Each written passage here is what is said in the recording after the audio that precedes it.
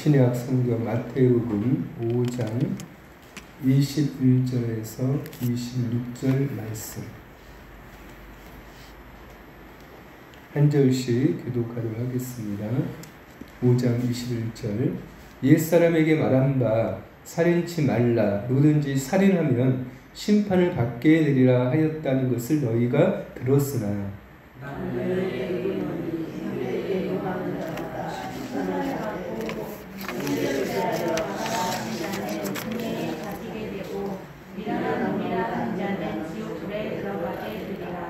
그러므로 예물을 제단에 드리다가 거기서 내 형제에게 원망 들을 만한 일이 있는 줄 생각나거든 예물을 제단에 두고 먼저 가서 형제와 화목하고 그 후에 와서 예물을 드리라. 너를 송사하는 자와 함께 길에 있을 때에 급히 사화하라. 그 송사하는 자가 너를 재판관에게 내어주고 재판관이 관이에게 내어주어 옥에 가둘까 염려하라. 진실로 내게 이르노니 내가 혹이라도 남김이 없이 다 받기 전에는 결단코 거기서 나오지 못하리라. 아멘. 오늘은 마태복음 5장 21절에서 26절 본문으로 예배보다 앞선 화해라는 제목으로 말씀 전하겠습니다. 다음 주 우리 추석 명절을 앞두고 이제 가정에서 명절을 준비하고 계실 줄 압니다. 명절 때마다 가족들 만나면 기도할 제목들이 계속 생기게 되죠. 가족들 만날 때마다 우리 안에 가져야 할 그 마음, 친절함과 따뜻함과 부드러움, 이러한 부분들이 우리 안에 있어야 되겠다 생각을 늘 하게 되죠. 왜냐하면 이 땅에 살아가는 저희들은 늘 이 땅의 현실과 만나서 피곤과 고난 그리고 마음의 상처들을 가지고 살아가기에 명절이라도 서로를 위로하고 격려하며 세워주는 일들이 절실히 필요합니다. 인생이 그만큼 힘든 시간들을 우리가 함께 걷기 때문이죠. 오늘 저희가 이렇게 살펴보는 이 마태복음은 앞에 이제 본문과 연결되어서 말씀하고 있는 부분입니다. 예수님이 이 마태복음 말씀, 특별히 산상수훈을 통해서 신자가 이 땅에서 어떻게 이제 살아가야 되는가를 말씀하고 있는 것이죠. 예수를 믿는다는 것이 무엇인가 하는 것에 대해서 주님이 말씀을 계속 이렇게 하시면서 예수를 믿게 되었을 때에 신자에게는 새로운 법, 새로운 계명이 주어진다고 말씀합니다. 그것은 십계명이나 율법을 과거에 주셨던 것을 더 깊이 그리고 더 넓게 그리고 원래 주신 목적대로 그 말씀이 신자 속에서 새로워지는 것입니다. 그래서 우리는 단순히 이렇게 율법을 넘어서서 왜 예수님이 산상수훈을 말씀하시고 팔복을 말씀하시고 때로는 살인이라는 것보다 더 이렇게 무서운 우리 안에 분노라든지 형제를 미워하는 이런 것들이 왜 신자에게 더 요구하고 계시는가 하는 거죠. 근데 산상수훈을 계속 읽다 보면은 예수 믿는 것은 너무 어려운다는 거죠. 그래서 우리가 살인하지 말라 하면은 이것은 쉬워요. 평생 살면서 사람을 죽이지 않는 것. 이것은 예수 믿는 사람들에게 있어서는 그렇게 어려운 문제는 아닙니다.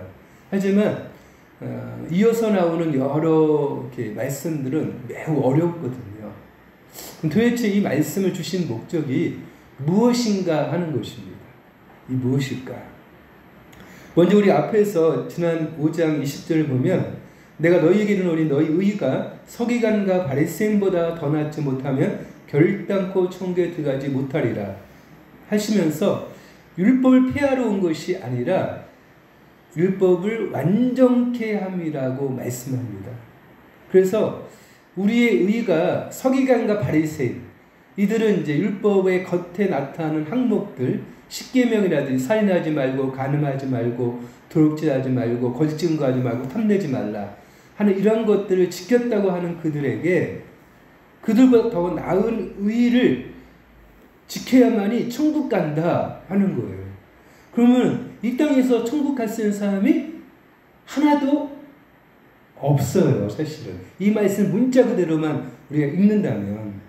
결국에는 이 말씀을 주신 의도가 무엇인가 하는 것입니다. 무엇일까? 앞에서부터 우리가 팔복을 통해서 하나님의 성품을 가진 자가 복이 있다라고 했어요. 심령이 가난한 자, 애통하는 자, 마음이 청결하고 온유하며 궁유를 갖고 있는 사람이 복이 있다고 했죠. 그 신자라는 것은 그런 것이 조건이 아니라 예수를 믿는 즉시 하나님의 성품이 우리 안에서 이제 태어나고 창조되어서 자라는 거라는 거죠. 그래서 그 성품으로 세상의 소금이 되고 빛이 되어진다. 그 마음으로 이제 율법에 대한 새로운 시각이 열리고 그 우리의 의가 옛날의 바리새인과 다른 전혀 다른 태도와 전혀 다른 정신으로 이 율법들을 우리가 지켜야 되고 지켜가 나가야 됨을 말씀하고 있다는 것이죠. 그래서 하나님의 성품을 가지는 사람이 율법의 정신을 깨닫게 되었을 때 어떻게 됩니까? 율법이 우리를 거울같이 우리를 보게 해요. 그래서 살인한다고 했을 때, 살인하지 말라고 했을 때 그 진정한 의미가 무엇인가에 대해서 우리로 하여금 이제 보게 하신다는 것이죠.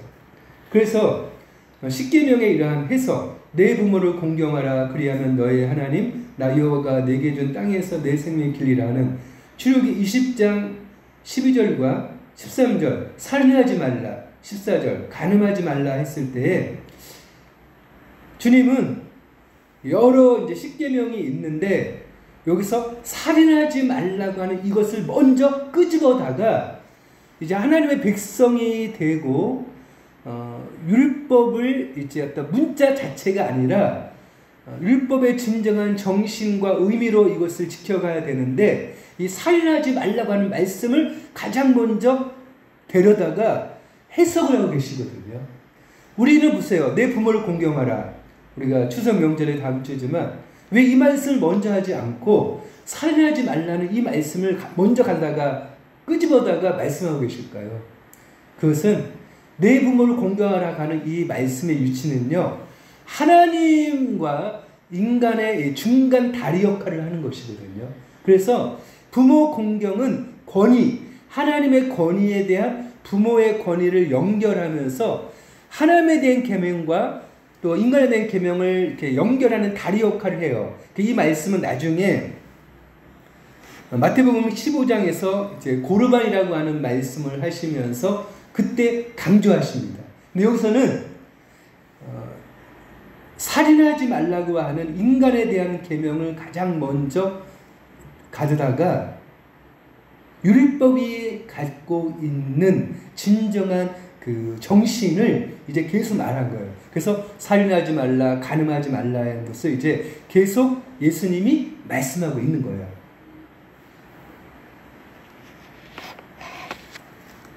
이 말씀의 의도는 결국 뭐죠? 우리의 내면을 보라는 거죠. 내면. 마태복음 5장 21절 옛사람에게 말한 바 살인치 말라 누구든지 살인하면 심판을 받게 되리라 하였다는 것을 너희가 들었으나 난 너희에게 이르노니 형제에게 노하는 자마다 심판을 받게 되고 형제를 위하여 나가라 하는 자는 공회에 잡히게 되고 미련한 놈이라 하는 자는 지옥불에 들어가게 되리라. 살인하지 말라. 살인하면 심판을 받게 되고 하나님께서 그 살인죄에 해당하는 형벌을 주십니다. 그런데 예수님은 살인하지 말라고 하는 이 계명에 대해서 새롭게 말씀하시죠. 사실은 새롭게 말씀하신 보다는 원래 의도를 말씀하고 있다는 것이죠. 그것은 우리 내면에 있는 겉으로만 살인하는 것이 아니라 우리의 내면에서 살인하고자 하는 이러한 우리 안에 있는 분노, 그리고 우리 안에 형제를 나가라고 하는 미련한 놈이라고 하는 이러한 말들이 갖고 있는, 우리가 사람을 대하는 우리 안에 있는 그러한 깊은 분노와 미움에 대한 부분을 밝혀내고 있는 것이죠.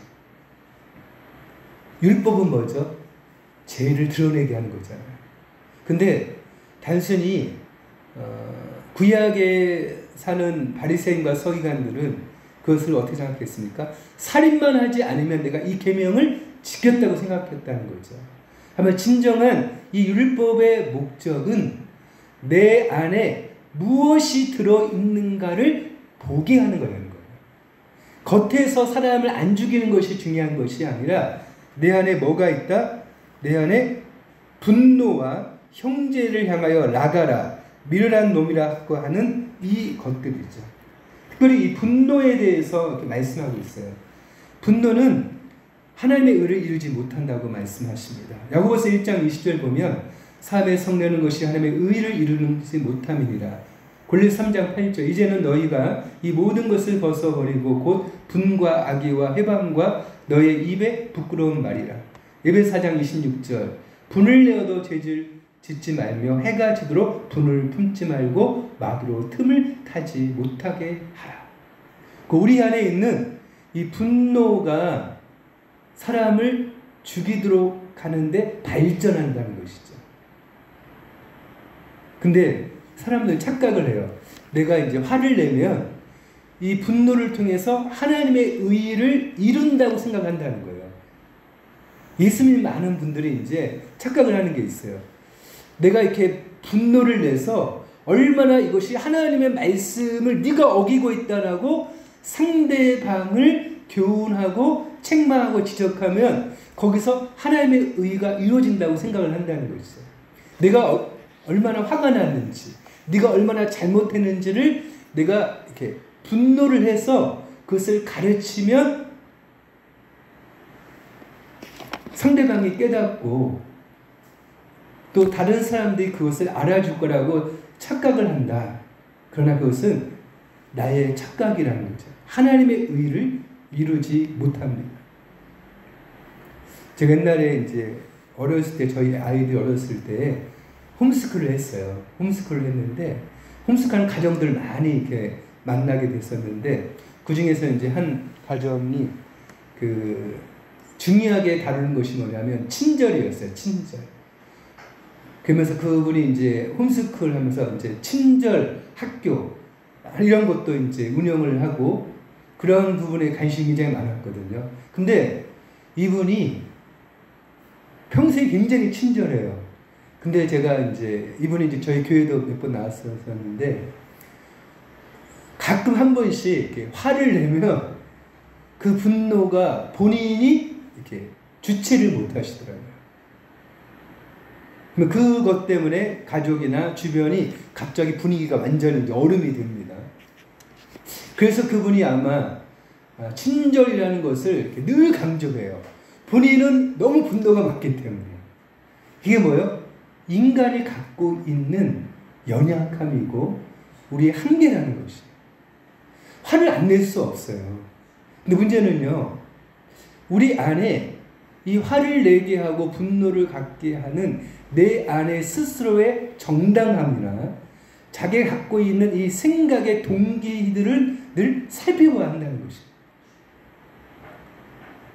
가장 가까운 사람에게 친절하는 것, 이것은 매우 중요합니다. 우리 남편에게 친절하게 말하는 것, 그 영혼을 살리는 거죠. 우리 자녀들에게 친절하게 대하는 것, 형제들에게 친절하게 말하는 것, 친절 행동, 그것이 사람을 살리고 그 영혼을 구합니다. 이번 우리 추석 명절에 친절히 말하는 것을 좀 연습도 하셔야 돼요. 여러분 내가 친절히 말하고 이렇게 거칠게 말하는 거 본인이 잘 몰라요. 왜 그게 습관이 된 분들은. 그리고 이런 게 있잖아요. 나는 원래 성격적으로 친절히 말 못해. 여러분 그런 건 없습니다. 물론 성격이 이제 정직하거나 또는 이제 이렇게 고지것대로 말해야 되는 분들도 있지요. 하지만 그것과 내가 말할 때 친절하게 말하고 친절하게 행동하는 부분들은 구분되어야 합니다. 왜 예수님께서 이렇게 산상수훈을 쭉 이제 원리를 말한 다음에 가장 먼저 살인에 대한 얘기를 하시면서 분노를 짚으셨을까? 이것은 우리들 안에 내 안에 무엇이 있는가를 보라는 거죠. 화내지 않고 살 수는 없어요. 하지만 그 다음에 이제 중요하다는 거죠. 뭐라고 했습니까? 나는 너희에게 이르노니 형제에게 노하는 자마다 심판을 받게 되고 형제를 대하여 라가하는 자는 공회에 잡히게 되고 미르한 놈이라 하는 자는 지옥에 들어가게 되리라. 여기 세 가지 말하고 있어요. 분노하는 사, 라가라고 하는 자, 미르한 놈이라는 자. 자, 분노는 얘기를 했고 라가는요, 이게 무슨 말이냐면 쉽게 말하면 바보, 멍청이, 얼간이라고 하는 뜻이에요. 이것은 이제 지적으로 능력이 부족하다고 생각할 때 하는 일종의 이제 욕과 같은 것인데 상대방의 지적 능력이 부족함에 대한 모욕적인 인격 모독에 포함할 수가 있는 것이죠. 미련한 놈도 사실 이제 이 라가랑 비슷하긴 단어로 사용되기도 합니다. 둘 다 어떤 도덕적인 배신이나 반란, 악이라고 하는 그런 의미를 갖고 있어요. 근데 이것이 다 뭐라고요? 살인과 같은 그러한 형벌이다 이렇게 말씀합니다. 심판을 받게 되고 공의에 잡히게 되고 지옥불에 들어간다. 이 게헨나라 그래서 그 당시 이제 예루살렘 남쪽에요 게헨나 계곡이 있대요. 그래서 그 당시에 이제 범죄한 사람들을 잡아다가 거기다가 이제 파묻게 되었는데 그것을 이제 요즘 말로는 이제 지옥불의 의미로 많이 이제 현대는 사용하고 있거든요. 형제에 대한 이러한 분노와 어리석다고 미련한 놈이라고 말하는 것. 그럼 우리가 이제 왜 이것이 중요하냐면요. 보세요. 하나님의 나라는 하나님의 성품을 가진 거잖아요. 근데 가장 먼저 뭐가 나오죠? 심령이 가난한 자는 복이 있나니 천국이 저희 것이고 애통하는 자는 복이 있나니 이 말씀이죠. 그러면 보세요. 심령이 가난하고 애통하다는 건 뭐예요? 내 안에 의의가 없다는 거잖아요. 근데 우리가 가족이나 직장 동료에게나 어떤 친구를 만났어요. 내가 보기에 너무 멍청한 행동을 하는 거예요. 바보 같은 행동을 하는 거예요. 지적으로 부족한 어떤 판단을 하고 결정을 하는 거예요. 그럼 우리 안에 어떤 마음이 들어요? 아우 저 미련한 놈, 아우 저 멍청한 놈, 저 바보 같은 놈, 이런 생각이 파고든다는 거죠. 근데 그것은 뭐요? 살인죄와 같다. 왜 그러냐? 하나님이 나도 동일하게 뭐요? 하나님 앞에 나는 원래 미련하고 바보 같고 멍청한 자예요.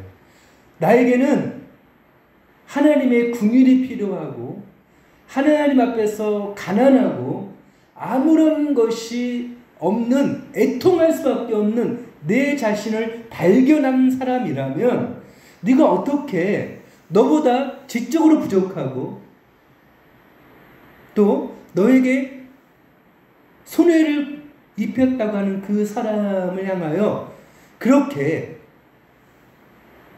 살인죄와 같은 분노를 행하고 미련한 놈이라고 하고 바보 멍청이라고 그렇게 입으로 내뱉어서 그 영혼을 죽이는 일을 할 수가 있느냐. 이런 것입니다. 결국 우리가 이제 사람과의 관계에 있어서 물론 객관적으로 나쁜 놈이 있어요. 그죠? 물론 객관적으로도 멍청하고 미련한 사람이 있습니다. 그리고 나에게 손해를 끼치는 사람들도 있어요. 근데 성경이 예수님이 말씀하고자 하는 의도는 결국 우리가 하나님의 형상으로 창조된 인간이 예수님의 긍휼을 먼저 받은 우리가 내가 그 사람을 나의 판단과 기준으로 그렇게 분노하고 미워하고 어리석다고 하는 그 자체는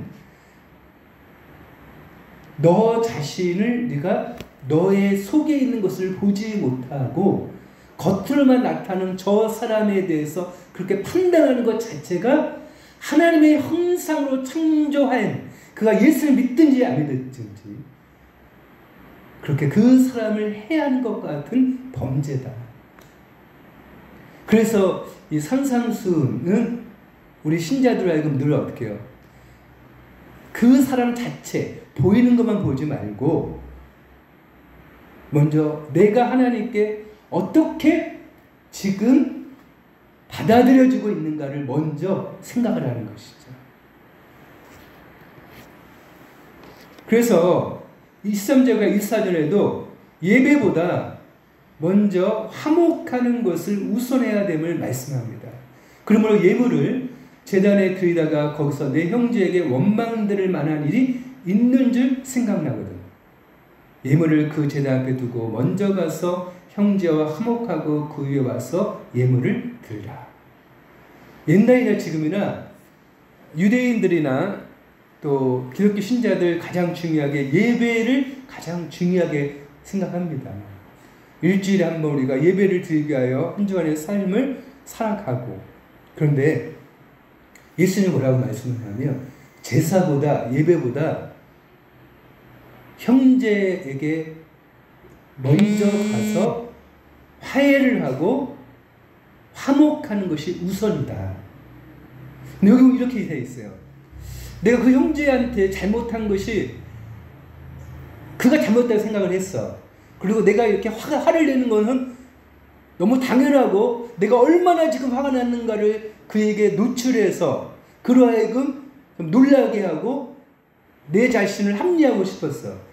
근데 하나님 앞에 나와서 이제 제사를 드려요. 우리만 하면 예배 드리는 거야. 예배를 드리려고 와서 찬송을 하고 묵상하고 기도하고 말씀 듣는데 갑자기 이건 내가 잘못한 거다. 그 생각이 들었다는 거예요. 그러면 예배 드리다가 잠깐 스톱하고 나가라는 거예요. 그래서 먼저 잘못한 그 사람에게 전화를 해라. 그 사람에게 가서 용서를 빌어라. 그 사람이 가서 먼저 화목하게 하고 나서 그 다음에 와서 그 다음에 예배를 드려라. 참 이거 굉장히 충격적이지 않아요? 이 말씀을 하는 그 의도가 뭘까요? 우리가 이제 기독교 신자의 가장 중요한 하나님과의 관계에 있어서 예배가 가장 우선인데 사실은 하나님 앞에서 진정 받는 예배는 형제에게 원망 들을 만한 그것을 먼저 해결하지 않고 드리는 예배는 하나님 앞에 드려질 수가 없다. 이렇게 원망 들을 만한 일이 있는지를 생각나게 된다는 거예요. 예배하다가. 하나님의 은혜죠. 그러니까 생각나게 한다는 것은 뭐냐면 그 자체가 하나님 나라를 깨닫게 하신다는 거잖아요. 이것마저도 깨닫지 못하고 여전히 자기의 분노와 자기의 정당함과 자기 합리화에 사는 사람이 너무 많아. 대부분이 그래요. 근데 신자는 그럴 수 없다는 거예요. 왜? 내 심령이 가난한 상태로 교회에 와서 예배 드리다 보니까 하나님이 깨닫게 하시거든요. 그게 세상의 윤리와 도덕과는 다른 신자만이 갖게 되어지는 독특성이라는 거예요. 어느 누가 잘못은 사실은 내가 한 게 아닐 수도 있어요. 그 사람이, 저놈이 먼저 잘못했어. 그 사람이 내게 손해를 끼치고 나에게 자존심을 상하게 고통을 줬는데 그 과정에서 형제가 원망 들을 만한 일이 생각났다면 예배를 멈추고 그와 먼저 화목하라. 그것이 바로 진정한 의미의 살인하지 말라고 하는 이 계명을 지킨 거라는 거죠. 참 어렵죠. 어려워요.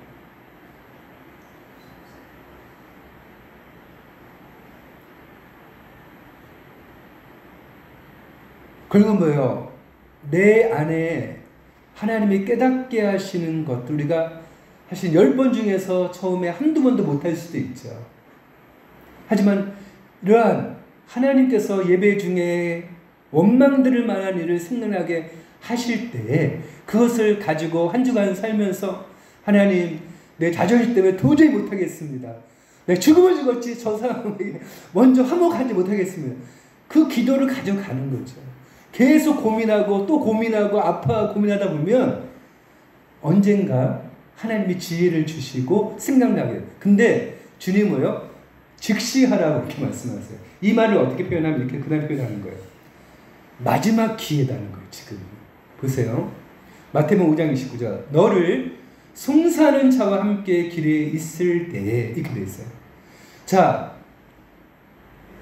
상대방이 나에게 물질의 손해를 끼쳤든 내가 그에게 물질의 손해를 끼쳤든 간에 이제 고소 고발 사건이 발생이 됐어요. 너를 송사한 자와 함께 길에 있을 때 급히 사화하라. 그 송사한 자가 너를 재판관에게 내어주고 재판관이 관에게 내어주어 옥에 가둘까 염려하라. 진실을 이르노니 내가 허리라도 남김이 없이 다가기 전에는 결단코 거기서 나오지 못하리라.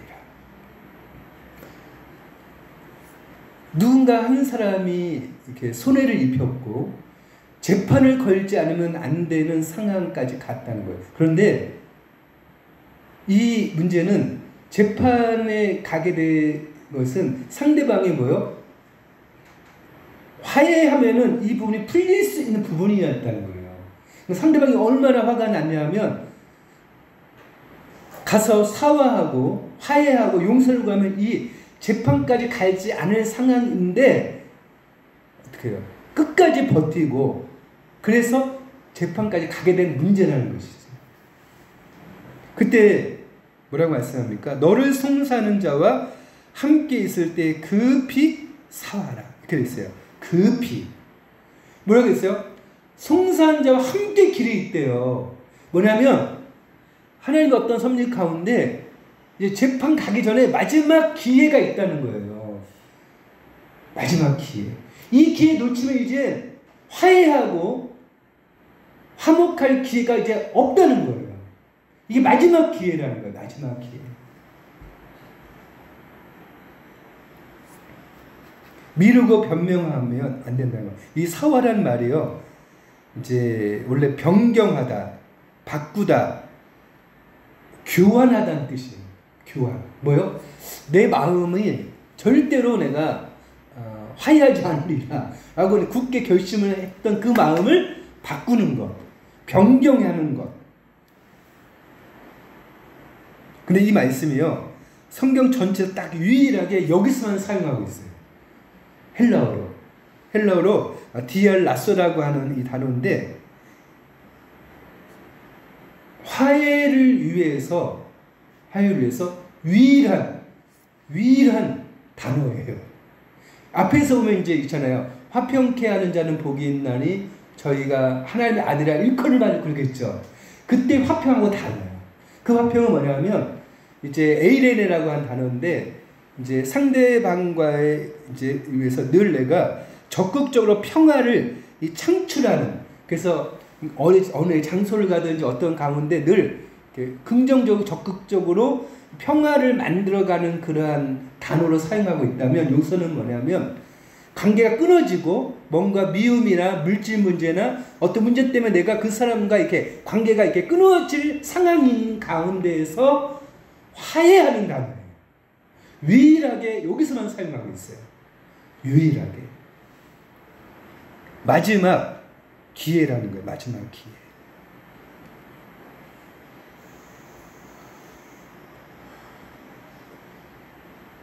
우리가 늘 이렇게 매번 이렇게 명절을 이렇게 맞이합니다. 뭐 이번 명절 지나면 또 다음 설 명절 오겠지. 그리고 또 내년 추석 명절 오겠지. 원래 명절은 옵니다. 하지만 이번이 또 하나님이 우리에게 이렇게 기회를 주시는 마지막 기회일 수도 있어요. 마지막 기회일 수도 있어요. 하나님이 우리에게 주시는 함께 길에 있을 때 급히 사와라. 그리고 하나님은 우리의 순간순간 어떠한 그 환경과 또 시간과 사람들 만나면서 결국 예배 시간에도 말씀하시고 길에서도 말씀하시잖아요. 그러니까 하나님 우리에게 진정 삶과의 관계를 회복하고 그와의 관계가 회복되어짐을 통해서 뭐예요? 빛과 소금이 된다는 것이 무엇인가를 여기서 이제 가장 실제적으로 보여주는 거예요. 너희가 세상에 소금과 빛 되려고 하는데 어떻게 될래? 그 말이에요. 그렇죠? 세상 사람들 앞에서 소금과 빛을 산다는 게 뭐야? 이렇게 살라는 거죠. 모두 다 자존심 때문에 그리고 자기의 이익 때문에 화해하지 못하고 화목하지 못하고 먼저 가지 못하는 이 부분에서 소금으로 산다는 것, 빛으로 산다는 것은 이렇게 사는 거야. 그 실제적인 부분을 주님이 우리에게 교훈하고 계신 것입니다. 명절뿐만 아니라 우리 일상의 삶 안에 우리 가족들에게 먼저 분노하는 것들은 1년에 몇 번만 하시고 올해는 내가 딱 이렇게 몇 번만 하겠다. 아예 숫자를 정해놓으시고 안 하면 좋죠. 그리고 친절히 말하는 것. 친절히. 남편에게 친절하게 말하십시오. 이게 그 영혼을 구원하는 길입니다. 친절하게. 그래서 거기서부터 살인의 이렇게 욕구, 상대방으로 하여금 미워해서 나를 죽이고자 하는 그 마음이 불쑥불쑥 쏟아나는 것을 친절한 말과 태도가 그것을 아주 녹아내리게 돼요. 많은 말씀 중에서도 주님이 이 말씀을 우리에게 먼저 하심을 통하여 진정 세상의 소금으로 살고 빛으로 살 뿐 아니라 함께 살아가는 신자의 신자된 맛, 그 신자의 빛되는 이 삶을 오늘 우리에게 말씀하고 계십니다. 이 명절뿐 아니라 일상에서 이것이 우리에게 계속 연습되어지고 그래서 우리 안에 신자로 백성 산다는 것은 이것이구나. 우리 자신도 즐겁고 또 하나님도 기뻐하시는 그 삶의 연습을 한 걸씩 나가시기를 주님을 축원합니다. 기도하겠습니다. 하나님 아버지, 주님께서 이 살인의 죄에 대하여 새롭게 원래의 의도와 정신을 해석해 주시면서 우리 안에 무엇이 있는가를 보게 하셨습니다. 주님, 우리 하나님 앞에 늘 가난하고 아무런 의가 없는 우리들에게도 주님이 자녀로 삼으시고 모든 걸 용서하시고 받아주셨는데 하나님의 형상과 예수의 십자가로 긍휼을 받은 저희가 내 옆에 있는 가족들, 내가 만나는 직장 동료들, 그들을 때로 나와 상관이 없고 저들의 고통과 아픔이, 저들의 원망이 나와 상관없이 들려질 때 주여 정신을 바짝 차리고 나의 무뎌진 마음과 우리의 언어와 우리의 삶의 태도들을 다시 살피기를 원합니다. 특별히 이번 명절에 만나는 가족, 형제, 친척들을 향하여 주님의 이 마음을 주셔서 저들 가운데 내가 소금이라는 것, 저들 가운데 내가 빛이라는 것을 빛을 뿌려내고 소금의 맛을 내면서 함께 하나님께서 어떻게 일하고 계실까를 기대하며 인내하고 선을 행함으로 낙심하지 아니하고 주님의 때에 귀한 열매가 맺는 것 얻게 하여 주옵소서. 우리 주 예수 그리스도 이름으로 기도하옵나이다. 아멘.